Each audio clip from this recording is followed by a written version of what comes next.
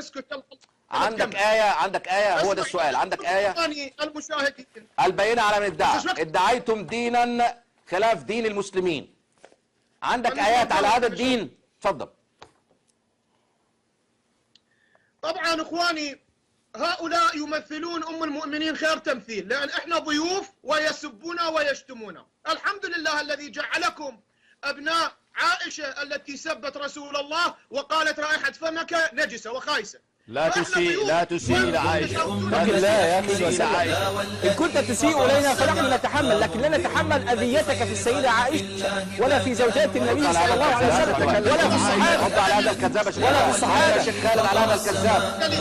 الله سبحانه وتعالى أنزل فيها قرآنا يتلى إلى يوم الدين. طيب زرارة، أهلا وسهلا فيكم جميعا. هذا أشرف غريب صار بالقناة. أشرف غريب إذا عم تسمعنا خذ المايك حتى نتأكد انك عم تسمعنا. السلام عليكم ورحمة الله وبركاته، حياكم الله جميعا. حياك الله الأستاذ خليفة الراشد، حيا الله الأستاذ أبو حسن المدني صاحب الدعوة الكريمة، وحيا الله الأستاذ أحمد الإمامي.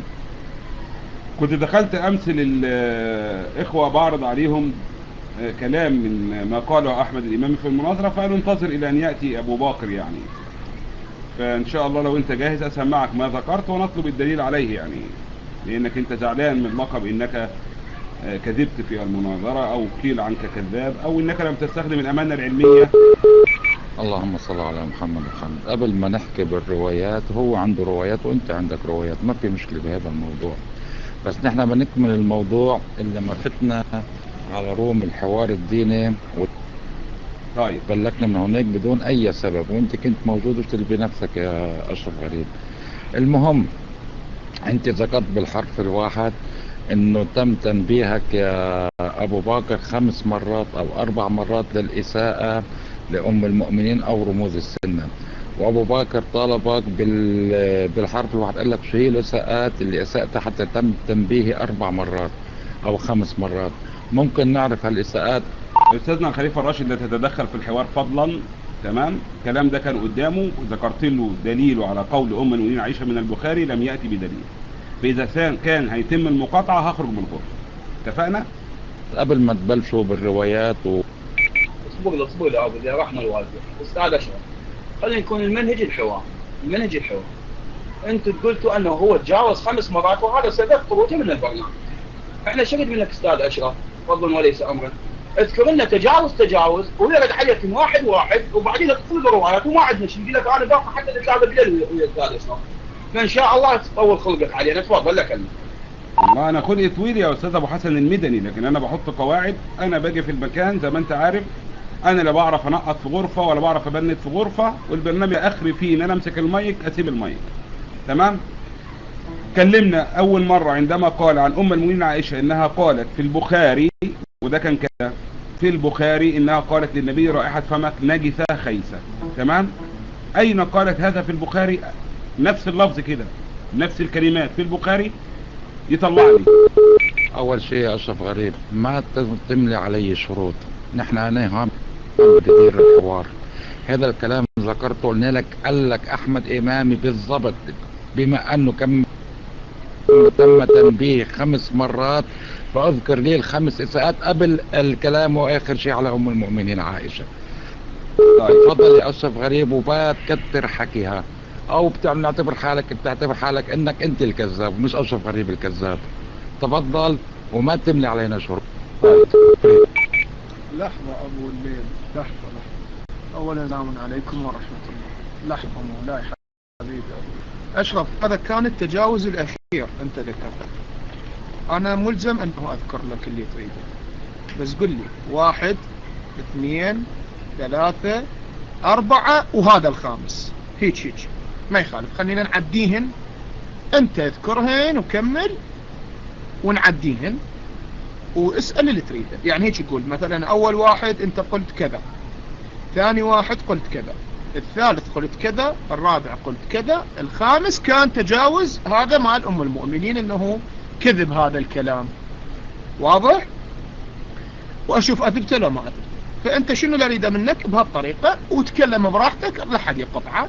ومن بعدها انا راح اعطيك ما راح أعطيك 5، راح أعطيك 3 مواضع بالصوت والصورة، ونشوف الكذاب من، ووراها اسأل اللي يعجبك.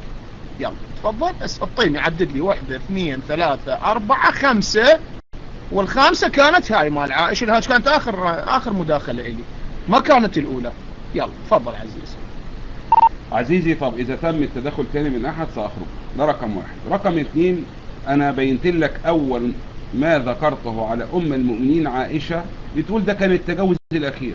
ممتاز. وإنت بتقول هذا ليس بتجاوز، هذا ما هو موجود عندكم في الكتب، أنا لم أتجاوز، فلذلك طلبتك بالدليل. أين هذا موجود في البخاري؟ فضل رد على أول إلزام عشان أطلع لك تاني إلزام، عشان أطلع لك تالت إلزام، عشان أطلع لك رابع إلزام. أنا بحب كده، أنت عارفني من زمان، ما بعدتش، باخد الموضوع نقطة نقطة. تمام. وكل أطلعه لك بصوتك، حتى في كذبك على ابن تيمية أطلعه لك بصوتك. تمام. ما عنديش مشكلة. فتفضل رد لي أول، أين قالت أم المؤمنين عائشة في البخاري أن رائحة فم النبي نجسة خيسة؟ اتفضل. يعني أنت بدأت من الأخير. طيب أنتوا شاهدين. طيب راح نشوف الكذاب من، وأنتوا سمعتوا شنو اللي يقوله. قال إنه أنا أحب، طبعا هي كانت آخر كلمة إلي، هي قبلها أكو 4، يعني أنا أنتوا أمامكم ظاهرا تنازل عن 4، أو يقول لا إحنا راح نجي على التجاوزات وحدة وحدة، ما عندنا مشكلة. الرواية الكل يعرفها في البخاري، رواية المغافر، كل يعرف. أنا أقرأ الرواية وأقرأ الشرح. يعني هو يعني الإنسان عندما يقول الآن، يقول أشرف، كلمة أشرف يعني شنو؟ مثلا مو أنت، يعني مو اسم، لكن أنا أقول هذا الإنسان شريف، يعني شنو؟ يعني عفيف، يعني ما يزني، يعني خوش آدمي. أكو كلمة فيها شرح، وأكو كلمة معنى واحد، وأكو كلمة لها 10 معاني. هاي الكلمة عائشة على النبي ما لها غير معنى واحد، وهو ذكر ابن حجر، مو احنا ذكرنا. وراح اقرأ الرواية واقرأ الشرح، ما راح اجيب شيء من كيسي. هذه الرواية في فتح الباري بشرح صحيح البخاري، الرواية عن عائشة 5268. كان رسول الله يحب العسل والحلوى، فإذا انصرف من العصر دخل على نسائه فيدنو من أحدهن. عود لا تنسى قل للجماعة شنو يدنو من أحدهن، يعني واحد يعطي موعد وقت النبي قارب زوجاته، هاي حلوة هذه. فيدنو من أحدهن فدخل على حفصة بنت عمر فاحتبس أكثر ما كان يحتبس، يعني دنا منها. والدنا في اللغة العربية شنو؟ روح اقرأ في القرآن شنو معنى دنا. هاي هسه الكل مسلمين يعرفون ايش وقت النبي قارب زوجاته. المهم مو موضوعنا. فغرت فسألت عن ذلك، فقيل لي أهدت لها امرأة من قومها عكة عسل، فسقت النبي منه شربا. فقلت أما والله لنحتالن له. ما دنسب أم المؤمنين تحكي، تقول أنا أحتال له. فقلت لسودة بنت زمع إنه سيدنو منك، راح يجي يمك، راح يريد يقاربك، شو تسوين؟ فإذا دنا، طبعا كذب لو صدق بعد التحلها، فقولي أكلت مغافير. هسه بعدين نقرأ الرواية ونقرأ الشرح، مو شرحنا ما لنا علاقة. أكلت مغافير؟ فإنه سيقول لا لك لا. فقولي له ما هذه الريح التي أجدها منك؟ ريح وين أجدها؟ منك أكو ريحة منك. زين منين يأكل؟ أكلته يأكل بإذنه؟ لا يأكل بعيونه، لا يأكل بصبع رجله الصغير. أكلت مغافير؟ سيقول لا. فأقول ما هذه الريح التي أجدها منك؟ إذا قل لي لا يأكل بإذنه بعد حتى أعرف، أخاف يجوز عنده حلق بإذنه. ما هذه الريح التي أجدها منك؟ فإنه سيقول لك سقتني. شوف تدريس، حفصة شربة عسل، سقتني يعني شربت بحلقي. فقولي له جرست نحلة العرفة. إلى هنا جيد. وسأقول ذلك، هو كله كذب. قولي أنت يا صفية ذلك. ومنين هاي الريحة؟ طالعة من حلقة. منين أكل بحلقة. طيب شنو المغافر والعرفط؟ نروح إلى ابن حجر، نقلب الصفحة. المغفور صمغ حلو له رائحة كريهة. شنو رائحة كريهة؟ يعني خيسة، يعني قذرة، لا ريح اف شنو الريحة هاي؟ سد حلقك طمة. رائحة، أعيد، المغفور صمغ حلو له رائحة كريهة، يعني شنو؟ يعني قذرة. هسه واحد يقول رائحة فمك كريهة، يعني شنو اساعدكم بالمصري؟ انا اقول لك انا اشوفك واقول لك شنو هاي ماكل فسيخ، ما شاء الله انتوا وايد تحبون الفسيخ، لان راح ادفنك تطلع كريهه، قذره، نتنه، خايسه، فشو يسموها؟ كريه، رائحه كريهه. بعد وين يكون؟ وذكر البخاري ان المغفور شبيه بالصمغ يكون في الرمث، زين، وهي الشجره التي ترعاها الابل وهو الحمض. نقلب الصفحه بس ما نسوي شيء. قوله العرفوط كذا راء ساكنة وآخره طاء مهملة هو الشجر الذي صمغه المغافر. قال ابن قتيبة هو نبات مر له ورق عريض تفرش بالأرض وله شوكة وثمرة بيضاء كالقطن مثل زر القميص وهو خبيث الرائحة. يا محمد بن عبد الله نسوانك الثلاثة يلتمن عليك، وحدة تقول لك رائحة فمك كريهة خايسة خبيثة، وواحدة تقول لك ترى انت رائحة فمك نتنة. زين انا ما افتهم هذا شرح الطالب، يعني الكريه يعني صار مسك، اخواني اللي يسمعوني، رائحة الخبيث لا يعني صار حلو، انقلبت اذا احنا حكينا، واذا يحكوا البخاري ومسلم وابن حجر لا، الكريه يصير طيب خلاص باعوا ويصير مسك. زين عوفوا ما لنا علاقة، عوف البخاري مو خوش ادمي وابن حجر مو خوش ادمي وكلهم دول مو خوش، عوفهم تركوا. نروح البنت الشاطي اللي هي المصرية اللي هي عائشة، الدكتورة عائشة عبد الرحمن، تراجم سيدات بيت النبوة، شو تقول؟ اكلت مغافير صفحة 277. والمغافير ثمر حلو كريه الرائحة كريه. اف سد حلقك محمد، سد حلقك، شنو الريحة؟ جيفة سد حلقك جايف، سد حلقك الجايف. نسوان يقولون مو احنا نقول، ما لنا علاقة. زين وكان عليه الصلاة والسلام لا يطيق الرائحة الكريهة وجاء الرسول، اسمعوا الآن مو انا دا اشرح، بالتشاطي عائشة اسمها هاي، وجاء الرسول عائشة خاف شمت اذنه مو من رائحة فمه، فشمت انفاسه، شمت نفسه يعني شنو؟ افتح حلقك افتح حلقك، ريحة فمك مسك، اف مسك. وقالت اني اشم رائحة مغافير. شو تشم؟ رائحة مغافير. ام المؤمنين شنو رائحة مغافير؟ رائحة كريهة. بعد يا ام المؤمنين خبيثة الرائحة. يلا تفضل جاوبني على كتبك. الله المستعان. سمعتم اخواننا الكرام؟ يعني حد سمع كلمة ام المؤمنين قالت للنبي رائحة فمك نجسة خيسة زي ما قالها كده الاستاذ الامامي، وهذا موجود في البخاري؟ سمعنا وسجلنا ان هذا شرح الامامي وليس كلام ابن حجر، ليس كلام البخاري، ليس كلام ام المؤمنين وعائشة. فالاستاذ الفاضل حط اضافات صاحب الامانة العلمية وقال لك اصل معنى المغافير الرائحة الكريهة النتنة العفنة التي مش عارف اعرفها العلماء بواحد اتنين. وقف قبل. لا قرأت شرح ابن حجر انا، لا تكذب، قرأت شرح ابن حجر وراح اخلي الوثائق امام الناس، راح اعطيك اياها اقراها انت. يلا لا طيب مو شرحي، تفضل اقرأ الوثائق، لا تكذب، مو من البداية تكذب. راح انزل اعطيك المايك واعطي الوثائق، اتحداك تقرأ قدام الناس، اتحداك تقرأ كلام ابن حجر وتقرأ كلام بنت الشاطئ. يلا لا تكذب على العالم، تفضل لك المايك. بس ابو باقر بس خليه يكمل خليه يكمل مداخلته مولاي، وانت اللي بعده عندك تقوله مولاي، الله يرضى عليك. تفضل يا استاذ شيخ. خليه اذا قفز تاني خلاص كده انتهى الحوار اصلا. تمام. الحديث اللي هو اراه في فتح الباري في شرح صحيح البخاري سمعتم منه اخواننا الكرام المستمعين جميعا، واللي يسمع على اليوتيوب واللي يسمع على الفيسبوك واللي يسمع في موقع التواصل الاجتماعي، ان ام المؤمنين قالت له رائحة فمك نجسة خيسة زي ما قالها كده باللفظ الاستاذ الامام اللي يقول لك انا قرأت الشرح. تمام. لما تيجي تقرأ شرح في البخاري يعلمك يا صاحب الامانة العلمية ما تروحش تقول لي اصل قالت دكتورة اسمها كذا كذا كذا، كنت تقول الكلام ده في المناظرة، لكن تدعي زورا في مناظرة علمية وتقول هذا الكلام ثم بعد ذلك تقول اصل هذا الكلام هو في الشرح. لا، الشرح ما قالش لا رائحة نجسة ولا رائحة خيسة، الشرح بيقول والمغفور صمغ حلو له رائحة كريهة وذكر البخاري أن المغفور شبيه بالصمغ يكون في الرمز بكسر الراء وسكون الميم بعدها مثله، وهو من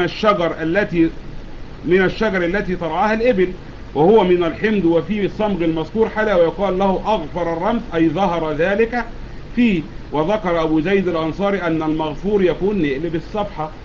تمام.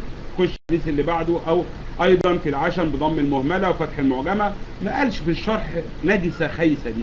السؤال منين جبت نجسة خيسة؟ أمكم عائشة أو عائشة التي قالت للنبي رائحة فمك نجسة خيسة. أنا عايز اللفظ ده. شوف أنا راجل بحب أنتقي الأمانة العلمية جدا، ماشي. أين قالت رائحة فمك نجسة خيسة؟ تمام. طب ما الثوم له رائحة كريهة، الثوم اللي احنا بناكله له رائحة كريهة. تمام. ولكن لما تيجي تقول أصل هي قال النبي هذا، فهذا طعن صريح ليس فيه حتى تأدب من الملقي عن ما قال، وليس فيه أمانة علمية أساسا. فأين الأمانة العلمية؟ تمام. فنديك دلوقتي في رقم 1 كذاب درجة أولى. تمام. أو تعتذر تقول أنا شرحت من كيسي وقلت نجسة خيسة من كيسي، مش موجودة لا في البخاري ولا موجودة في فتح الباري ولا موجودة حتى على اللي انت كنت بتقراها اسمها عائشة الكاتبة المصرية دي. تمام. لانك لو عندك امانة علمية كنت هتقول هذا قول عالمة مصرية او كاتبة مصرية او صحفية مصرية او مهرجة مصرية، كنت هتقول اي حاجة عنها. تمام. لكن انت انا الزمك بما انت ذكرت باللفظ، قلت في البخاري عائشة قالت نجسة خيسة. هل سمع احد هذا اللفظ؟ الله اكبر، ما حدش سمع حاجة. الاخوة كلهم في منهج السنة بيقولوا ما سمعناش. تمام. نخش على الكذبة الثانية ولا لسه؟ اتفضل معاك المايك. اولا انت اذا ما تريد تتأدب انت تعرف اضربك على راسك وراس الخلفك. تتأدب، لا تقول انسجلك كذاب. الكذاب انت وابوك وقناتك وانت تدري. انا الان قرأت وانت قرأت نفس كلامي. شوفوا بالبداية ايش قال انه ما في موجود هذا الكلام من ابن حجر. ومن حطيت الوثائق امام الناس الان ايش سوى؟ قرأ هذه وقفز العرفط. ضاعوا قرأت الوثائق انا امام الناس لكم اياها. ايش قرأ؟ شوفوا اخواني. والمغفور صمغ حلو له رائحة كريهة. شنو رائحة كريهة يعني؟ بالله خل نروح كتبوا بالمعاجم. يعني شنو كريهة؟ يعني طيبة مو؟ راح منك المايك ابو باكر مولاي العزيز الله يشفيك. بس لك وإلك رحمة الوالدة اقسم عليكم بالله عدم التجاوز من اي واحد بيكم مولاي. خلي نفهم من عندكم كلام علمي رواية برواية وانتهى الموضوع. تفضل ابو باكر. شوف انا لم اسيء له، هو بيقول لي الكذاب انت وابوك، انا لم اسيء له. انا يكفيني بس كده اساءته ده هسجلك عليه. واشكرك ابو حسن المدني، وانت عارف ان انا لا اتطاول ابدا. انا ذكرت بنفس اللفظ ونفس الحرف هل اسجلك كذاب تمام ام لا. ده كان سؤال استفسار يعني. ام تعتذر، ما قلتلوش انت كذاب. تمام. شكرا ليك ابو حسن المدني والسلام عليكم ورحمة الله وبركاته. ولكن واضح انه عايز يتهرب فعشان كده بدأ الاساءة. طيب خلي نشوف الاربعه الباقيات. الان احنا سمعنا رده. خلاص انا خرجت يا اخوان، انا خرجت خلاص.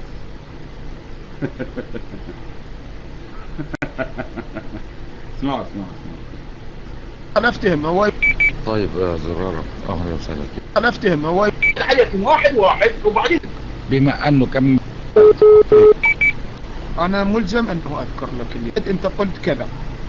ثاني واحد قلت كذا، الثالث قلت كذا، الرابع قلت كذا، الخامس كذا. تفضل رد. والحلوى فاذا وصلت الصفحة. المغفور صمغ المغفور يفك وقال لك شنو كذا وله محمد بن عبد الله نسوانك الثلاثة ايه يعني صارع ويصير. مو احنا نقول ما لنا علاقة. زين. وكان عليه الصلاة والسلام لا يطيق الرائحة الكريهة وجاء الرسول. اسمعوا الآن، مو أنا دا أشرح بالتشاطي. عائشة اسمها هاي. وجاء الرسول عائشة خاف شمت إذنه مو من رائحة فمه فشمت أنفاسه. شمت نفسه يعني شنو؟ افتح حلقك. شفتوا بيعمل ازاي؟ ده هو دمه اتحرق دلوقتي يا اخوانا. والله وبالله وتالله دمه اتحرق. لازم تفهموا دي كويس جدا. تمام.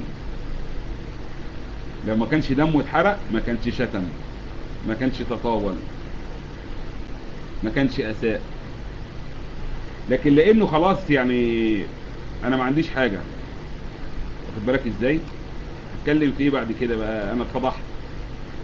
ده انا كنت لسه عايز افضحه في موضوع ابن تيمية، كنت لسه عايز افضحه في موضوع ابن تيمية والله، بس حظه حلو اخونا وسيم.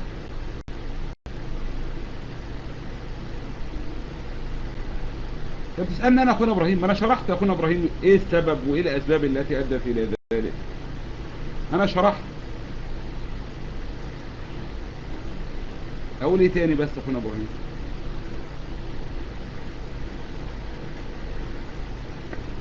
اقول ايه بس؟ انا عايز اشوف بس التسجيل راح فين، لان انا مش عارف بيحط فين الملفات البرنامج ابن الذين ده. اوبشن الدوكيمنت، فين الدوكيمنت؟ ماي دوكيمنت، ايوه اهو. انا افتهم هو دلوقتي في رقم 1 كذاب درجة اولى، تمام؟ او تعتذر تقول انا خايفة، تمام؟ طب ما الثوم له رائحة كريهة، الثوم اللي احنا بناكله له رائحة كريهة، تمام؟ ولكن لما تيجي تقول اصل هي قالت للنبي هذا، فهذا طعن صريح ليس فيه حتى تأدب من الملقي عن ما قال، وليس فيه امانة علمية اساسا. فاين الامانة العلمية؟ تمام؟ فنديك دلوقتي في رقم 1 كذاب بلد، تمام؟ او تعتذر تقول انا شرحت من كيسي وقلت نجسة خيسة من كيسي، مش موجودة لا في البخاري ولا موجودة في فتح الباري ولا موجودة حتى على اللي انت كنت بتقراها اسمها عائشة الكاتبة المصرية دي، تمام؟ لانك لو عندك امانة علمية كنت هتقول هذا قول عالمة مصرية او كاتبة مصرية او صحفية مصرية او مهرجة مصرية، كنت هتقول